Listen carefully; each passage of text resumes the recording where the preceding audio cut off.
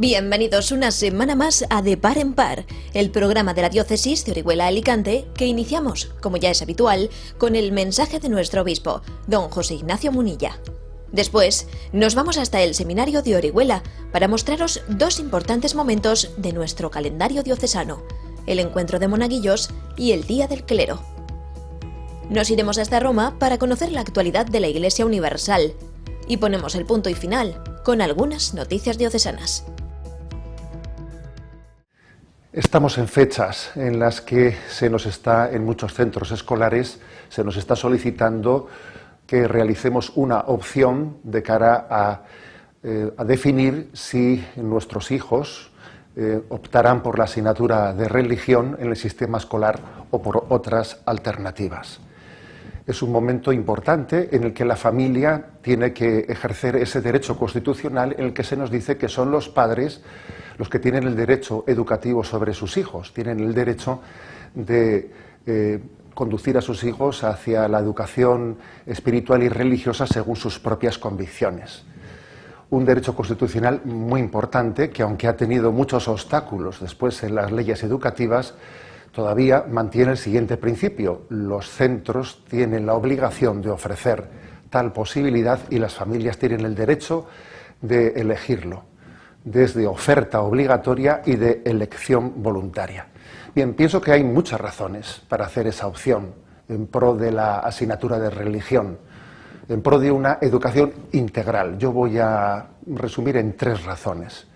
En primer lugar, por cultura, porque creo que desconocer el hecho religioso pues, es desconocer nuestra historia, es desconocer nuestra cultura, es desarraigarnos, desvincularnos, ¿no?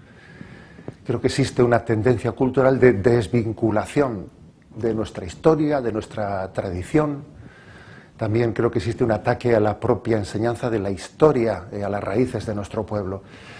Os comparto una anécdota. Me decía un profesor universitario que estaba impartiendo una conferencia, y en esa conferencia era sobre la paz, sobre la pacificación, ¿no? En medio de este contexto de guerras en el que vivimos.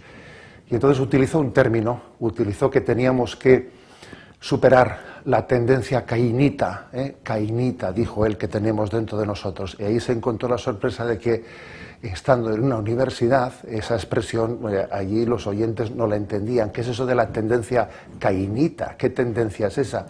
Se encontró con la sorpresa de que en una universidad española no se conoce la historia de Caín y Abel. Bueno, primero por cultura religiosa. Cursar la asignatura de religión tiene ya solamente en eso una razón de ser muy importante: entender nuestro arte, entender tantas cosas que son ininteligibles, ¿no?, sin nuestras raíces religiosas. En segundo lugar, otra razón que considero muy importante, que es la de la búsqueda de sentido.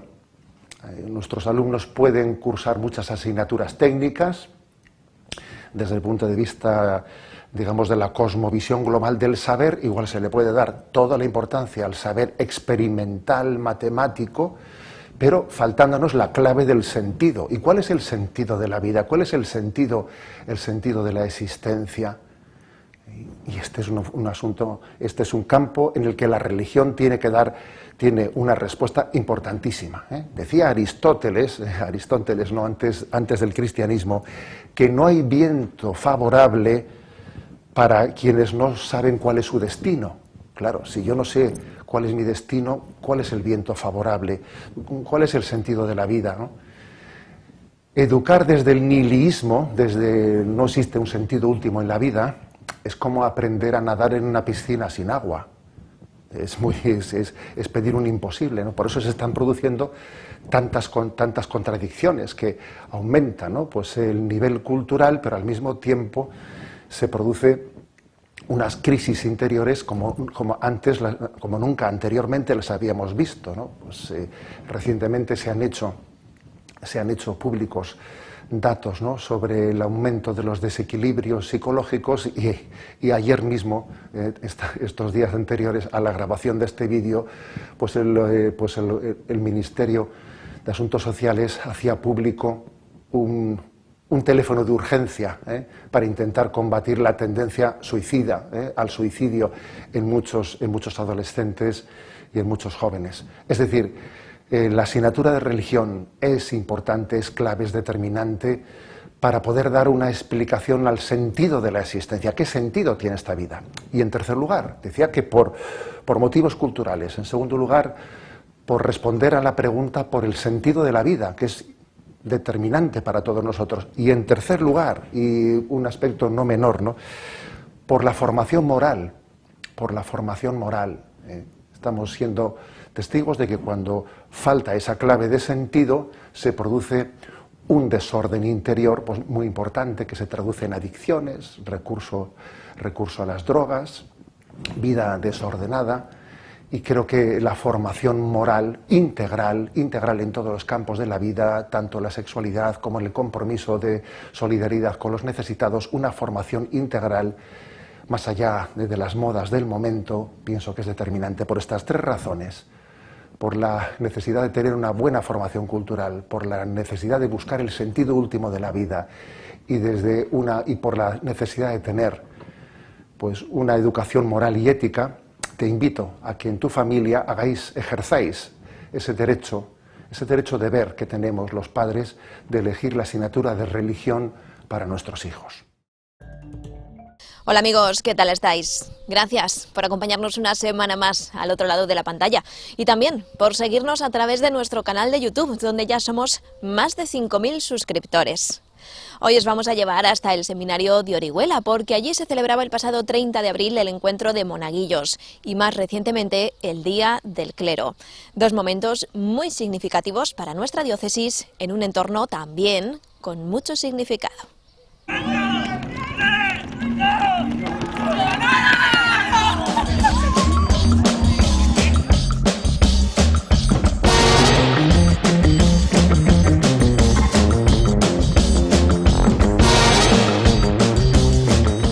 Después de 2 años de encuentros virtuales, el seminario de Orihuela vuelve a abrir sus puertas para celebrar el Día del Monaguillo, una jornada de ambiente festivo que preparan los propios seminaristas. Félix es el responsable de organizar a los grupos de este año.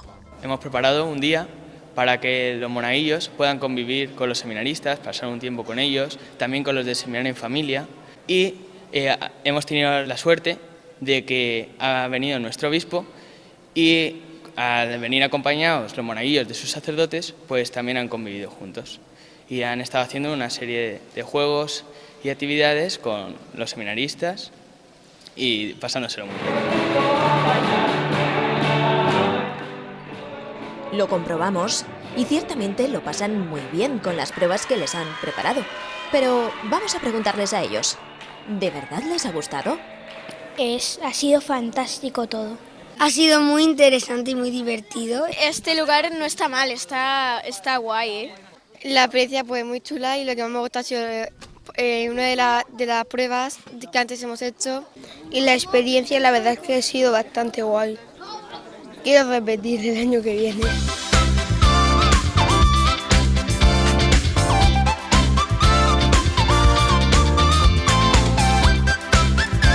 Más allá de los juegos y las risas, esta jornada es muy importante para nuestra diócesis. Pero, ¿por qué? En primer lugar, porque es una jornada, yo diría, casi histórica, porque cuando se inició yo estaba de formador en este seminario. En segundo lugar, porque hace que las parroquias nos sintamos verdaderamente con mayor relación con el seminario. Al mismo tiempo, nuestros monaguillos se dan cuenta que no están solos, que no son, entre comillas, un bicho raro, sino que otros muchos niños de las parroquias de toda la diócesis están sirviendo a Jesús, al sacerdote, en el altar. Y en cuarto lugar, pues porque eso también es una fuente, si Dios quiere, que alguno se sienta tocado en lo más profundo de su corazón. En primer lugar, para comprometerse con su parroquia. En segundo lugar, para ser amigo de los sacerdotes. Y al mismo tiempo, servir al altar con mayor dignidad. Y si Dios llama a cada uno o a alguno para seguirle como discípulo suyo en el sacerdocio, pues todavía mira. Ese sería el gran regalo. Pero no estamos aquí para sacar curas simplemente, no, ni muchísimo menos. Estamos aquí para que los chavales se sientan amados por Jesús, en definitiva se sientan parte de una iglesia que muchas veces es de adultos, pero que también forman parte de los niños y los jóvenes. Bueno, y Francisco Javier Colomina es el rector del Seminario Diocesano de Orihuela. Bienvenido. El encuentro ha despertado interés incluso de medios nacionales que se han hecho eco de esta bonita iniciativa que se lleva a cabo en nuestra diócesis. Que nos cuente por qué es clave, por qué es esencial para la vida de una parroquia una figura que, así de entrada, podría parecer accesoria, la figura de los monaguillos. Los monaguillos son muy importantes, los mejores ayudantes de los sacerdotes. Nos ayudan con esa alegría de su infancia, adolescencia, y el monaguillo es fundamental y tiene una gran importancia. Y por lo tanto tenemos que cuidarlos mucho, tenemos que ayudarles, y también algo que es importante, con la misericordia de Dios y la gracia de Dios, nosotros los sacerdotes ser ejemplo, referente para los niños.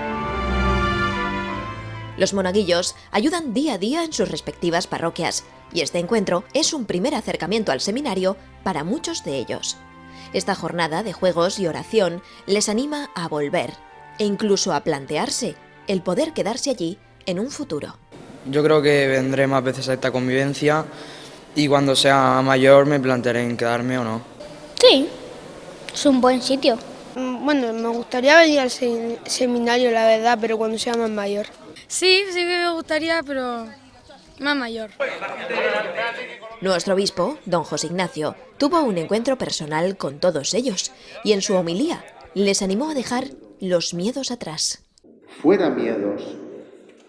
No tengas miedo. Ay, y si me meto aquí, ¿qué me pasará? ¿Me irá bien? ¿Me irá mal? ¿El próximo curso aprobaré? ¿No aprobaré? ¿Me dirán? ¿Pensarán de mí? Fuera miedos.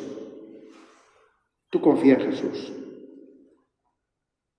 Tú dile que sí, da un paso en la vida. Aquello que te pida Jesús será tu felicidad. No le tengas miedo.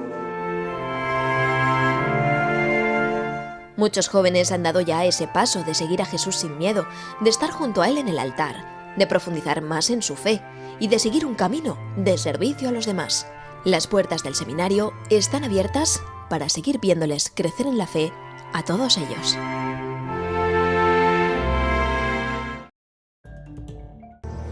El seminario de Orihuela, como es tradición en la diócesis de Orihuela-Alicante, juntaba a sus sacerdotes para celebrar el Día del Clero Español en el marco de la festividad de San Juan de Ávila, patrón del clero y doctor de la Iglesia.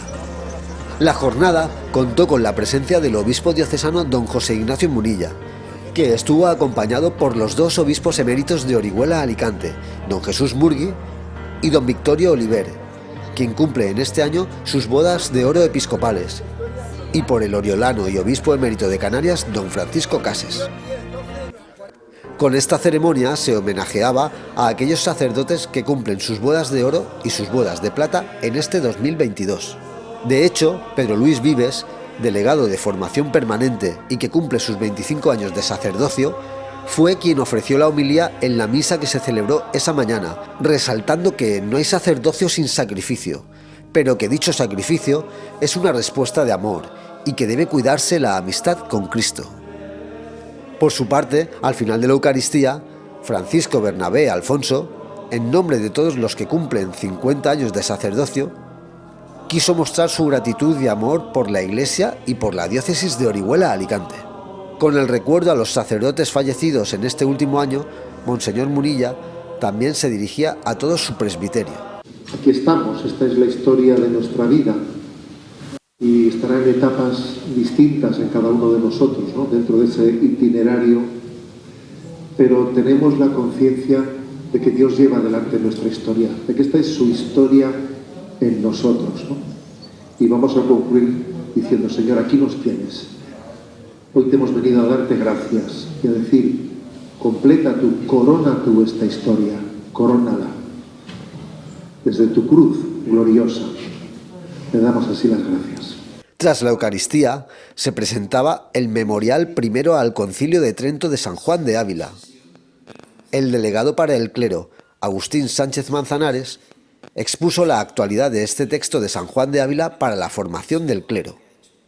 Está haciendo reformas, creando colegios, la escuela sacerdotal, tiene muchos campos que ha creado. La celebración de este Día del Clero concluía con una comida de fraternidad, que incluía el merecido homenaje a todos los que cumplen 25 y 50 años de servicio sacerdotal. Y como es habitual, con el canto de la salve ante la imagen de la Inmaculada.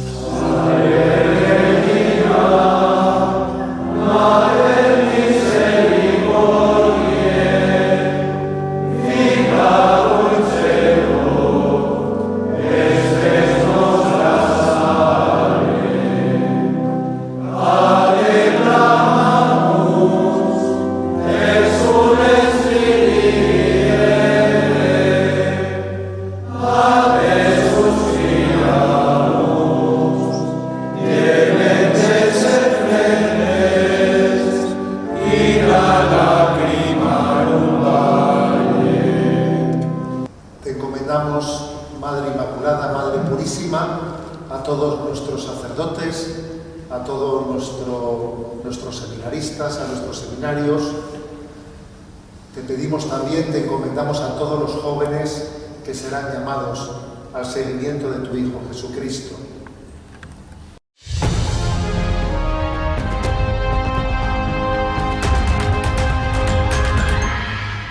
Queridos hermanos y hermanas, en esta catequesis reflexionamos sobre Judith, una de las heroínas del Antiguo Testamento. Nos dice la Biblia que esta mujer en su juventud supo defender a su pueblo de los enemigos que lo asediaban. Después, Judith volvió a su ciudad, Betulia, donde vivió la etapa de su larga ancianidad con plenitud y serenidad, dejando en herencia a los suyos no solo bienes, sino sobre todo dejando en herencia el testimonio de haber hecho siempre el bien. Podríamos decir que cuando a Judith le llegó el tiempo de la jubilación, supo vivirlo con ternura y generosidad. Tomando en cuenta su ejemplo, pensemos, ¿cómo se vive hoy esta etapa? Los hijos y los nietos se interesan por los abuelos. Las personas mayores están dispuestas a compartir con los más jóvenes la riqueza de su sabiduría, a enseñar, a aconsejar, curar, a escuchar.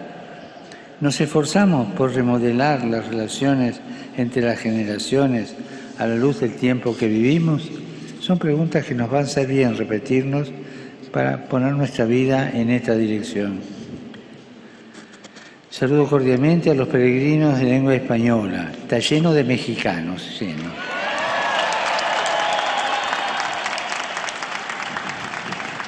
Los animo a vivir con generosidad el tiempo que Dios nos regala, dedicándolo a su servicio en la entrega de los demás, y especialmente a las personas más frágiles, más vulnerables.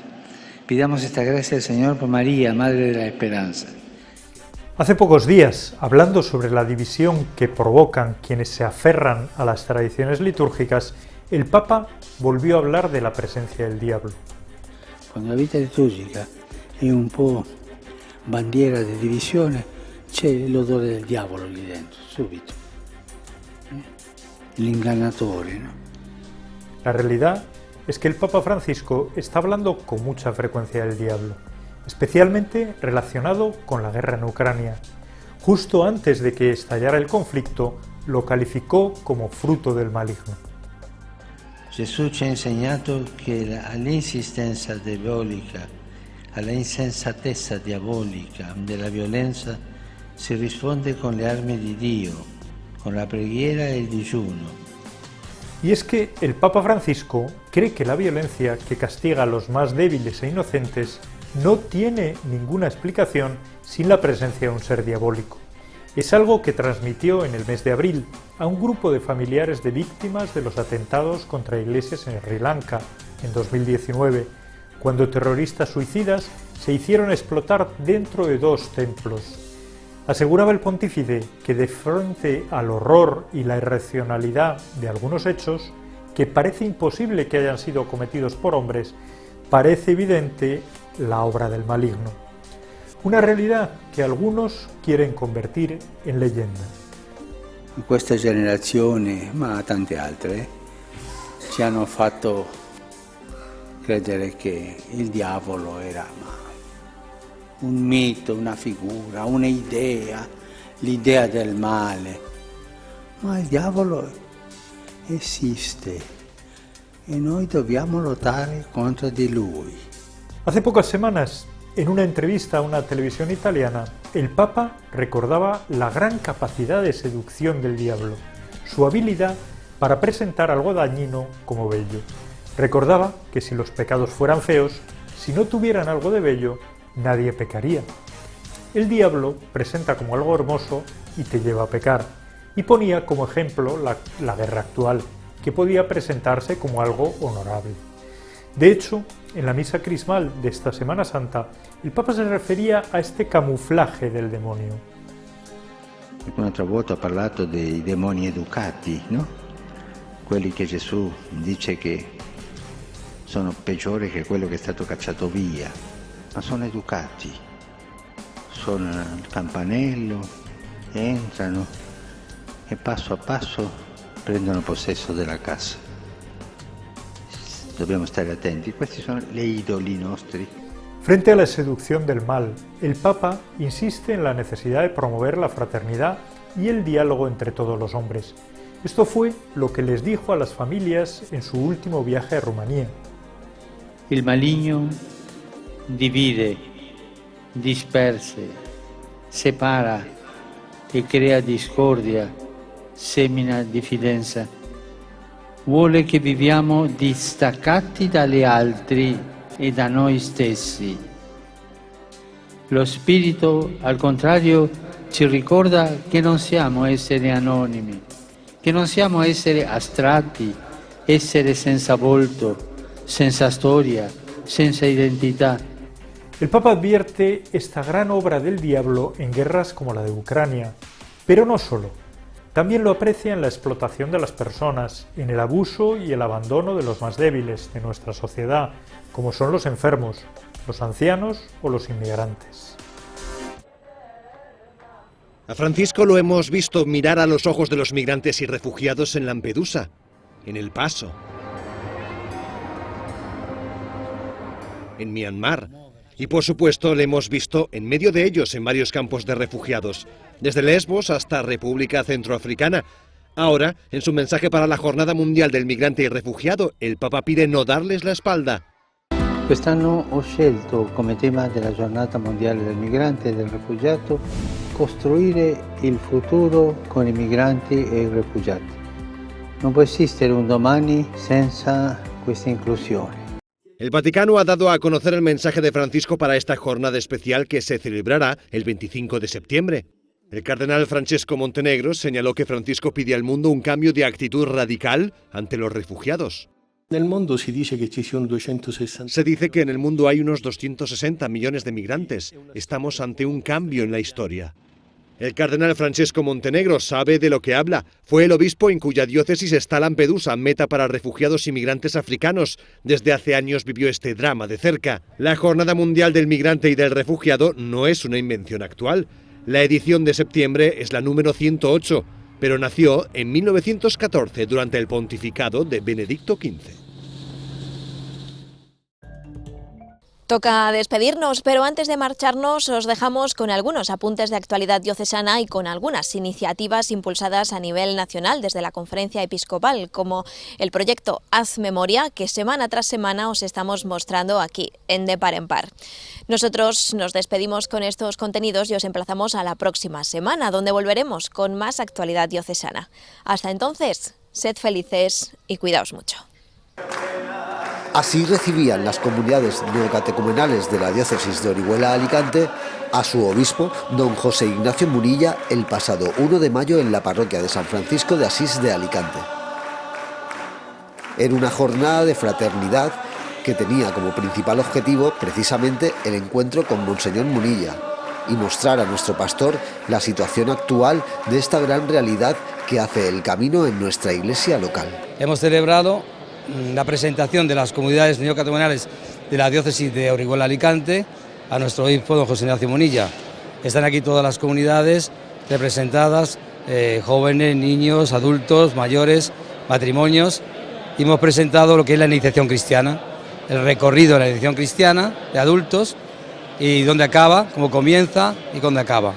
Llegados desde diversas parroquias y desde todos los puntos de la diócesis, numerosas familias al completo estuvieron presentes en esta jornada dominical que llenó por completo el templo alicantino y que servía para encontrarse con el resto de hermanos. Tras la acogida inicial, los responsables de cada parroquia se presentaban y mostraban sus respectivos carismas ante el obispo, que escuchaba con atención. Se trata de las vocaciones que van surgiendo dentro de cada parroquia y que ponen en manos del Señor.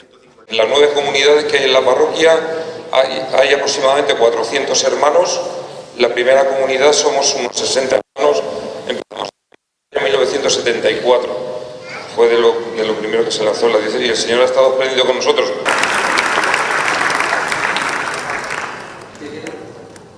Además, en este tipo de encuentros siempre son importantes los testimonios y las experiencias de vida de algunos hermanos que junto a sus familias quisieron compartir con toda la comunidad.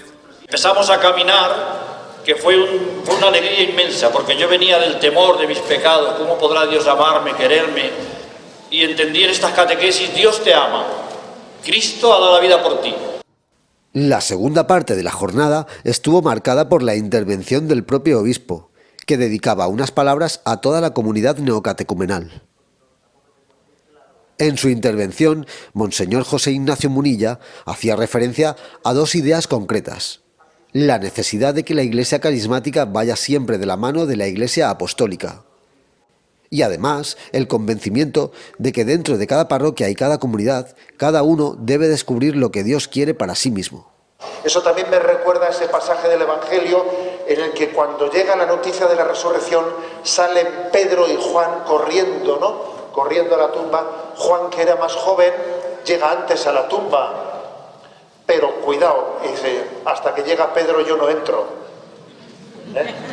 Y esperó a que llegase Pedro y Pedro entró primero en la tumba, ¿no? Es una imagen muy bonita esa, porque es verdad que la Iglesia carismática igual puede correr más que la Iglesia apostólica, pero Pedro no entró en la tumba, le esperó que llegase Pedro, ¿no? O sea que la Iglesia tiene como ese 2 pulmones, el pulmón apostólico y el pulmón carismático.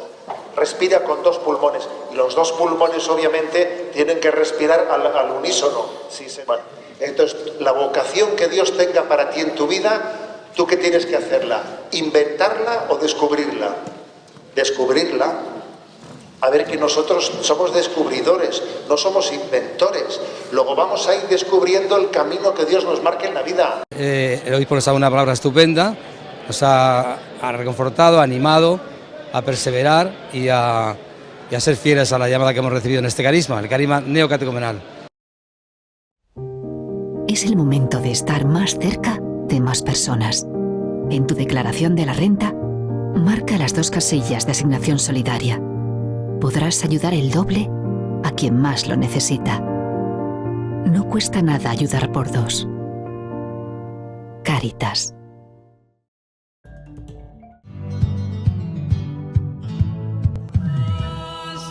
Barrio, casa, playa, hija, hermanas, primos, madre, padre.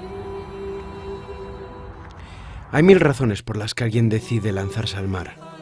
Saltar un muro, pisar un charco, cruzar un río, coger un tren o un vuelo. La guerra, la pobreza, el hambre, la sed, el miedo. Las migraciones han existido siempre a lo largo de la historia, con muchas causas, desde diferentes sitios y con múltiples destinos.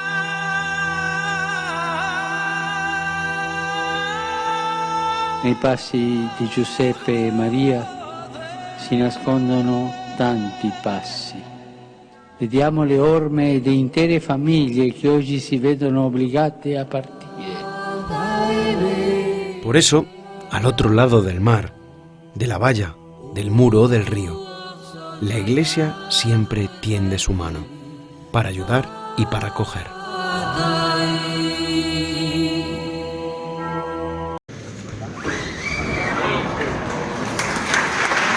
Este cuadro, de grandes dimensiones, dedicado a Alicante y a la Faz Divina, preside ya uno de los muros de la céntrica parroquia de Nuestra Señora de Gracia de Alicante.